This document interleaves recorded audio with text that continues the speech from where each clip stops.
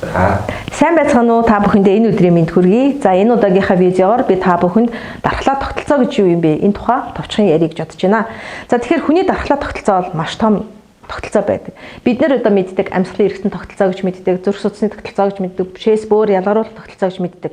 Тэгвэл энэ дотор байгаа эрхтнүүдэд бид нэр ямар ч байсан мэдээд байдаг. Тийм ээ, жишээ нь амьсгалын эрхтэн тогтолцоо гэхээр за уушиг ордог, хамар ордог ч гэдэг юм уу, тийм ээ. Тэгэхээр одоо болвол дархлаа тогтолцооны эд эрхтэн гэхээр та бүхэн төдийлөн бас сайн ойлголтгүй байх бүрэн боломжтой, мэддэггүй хүмүүс. Тэгэхээр энд бол маш олон жижиг эрхтнүүд 1.5 кг жинтэй нийтдээ бие организмаар тарцсан дархлаа тогтолцооны эд эрхтнүүд бол 1.5 кг жинтэй энд эрхтэн эд эсүүд хамтарч ажилладаг байх нэ. Тэгэхээр та бүхэн зурган дээр харж байгаа бах хүний бүх биеэр тарцсан өөрөөр хэлбэл одоо шингэний тогтолцоо бас байдаг байна. Тэгэхээр эд эсүүд маань юу юм бэ? Эсгэхэд баг дархлааны эрхтэн 30-аас 40 эсүүд бол ажиллаж идэг. За эрхтнүүдийн хувьд бол хэд хэдэн эрхтнүүд байдаг. Энийг төвийн болон захын гаралтай гэж ангилдаг. За эрхтний хувьд бол маш тодорхой харагддаг. Энэ дунд нэг лимпийн систем буюу өөрөөр шингэний зохицуулах гэж маш том зохицуулга ажилладаг. За тэгэхээр би дархлаа тогтолцооны төвийн эрхтэн буюу захын эрхтний тухай тайлбарлаж ярив. За бид нар төвийн эрхтэнд юу ордог гэхээр ясны чүмэг ордог. Ясны чүмэг байна үндсэндээ маш том эрхтний нэг болдог. Яагаад тэгэхээр зэрэг энд цусны эсүүд үүсдэг, мөн дархлааны эсүүд үүсч хөгжиж идэг. За тэгвэл хоёр дахь төвийн эрхтэн мэй юу юм гэхээр сэрээ булчирхай байдаг.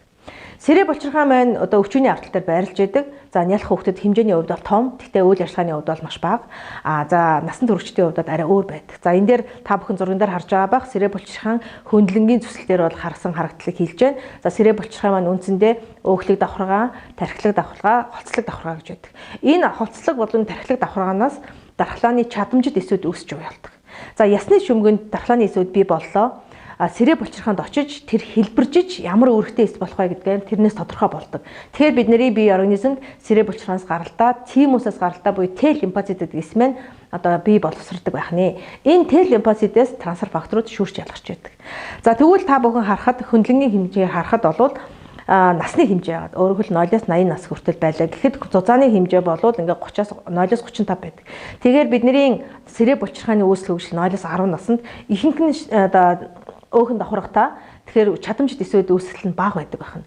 Тэгвэл одоо 15-аас 25 наснд үндсэндээ чадамжид эсүүд маш сайн ялгарч өөхөн давхарга бага байдаг. Эд одоо дархлааны эсүүд үүсч бий болдог ийм хэсэг байх нэ, нас байх нь.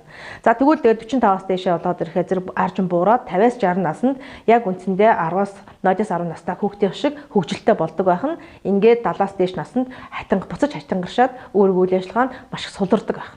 Тийм учраас хүүхдүүдийн дархлаа болон настай хүнээс дархлаа одоо сул байдаг гэдэг нь таны бие организмд байгаа анатомийн хувьд бол өөрөөр хэлбэл одоо хүний физиологийн өөрийнх нь эд эрхтний хөгжлийн ингээ харагдаж байна гэсэн үг.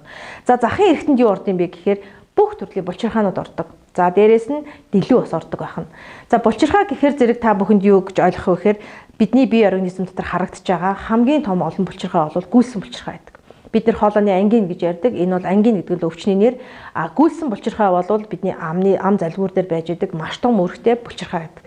Энэ маань одоо хамраар орж иж байгаа болон амаар орж иж байгаа бактери вирусуудыг шүүж одоо цаашаа явуулахгүй байх ийм чухал үүрэгтэй дархлааны хамгийн том эрхтэн байдаг.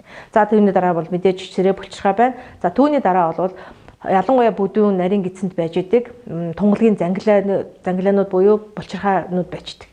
Тэгэхээр энэ булчирхаанууд маань хоол боловсрол системийн бараг 70% эзэлж идэг. Өөрөөр хэл дархлааны эсүүд маань тэнд 70% нь ажиллаж идэг гэсэн үг. За хамгийн бас чухал эрхтэн бол мухар олгоо байдаг.